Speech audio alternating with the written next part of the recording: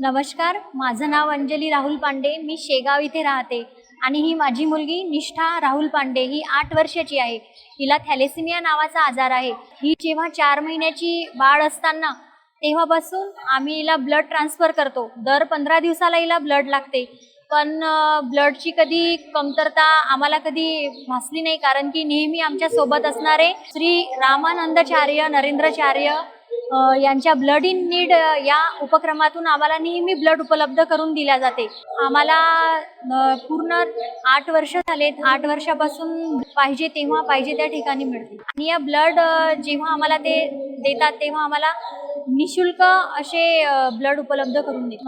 आम्हाला जेव्हा ज्या गरजेत समजा दर 15 दिवसाला ब्लड जेव्हा लागते तेव्हा ब्लड दिल्या जाते, तेव्हा निष्ठाला ब्लड ट्रान्सफ्युजन केल्या जाते. ब्लड उपलब्ध करून देण्याच्या माध्यमातून माझ्या निष्ठाला या सगळ्यांमुळे जीवनदान मिळालं. त्याबद्दल मी सगळ्यांचे खूप खूप आभार मानते.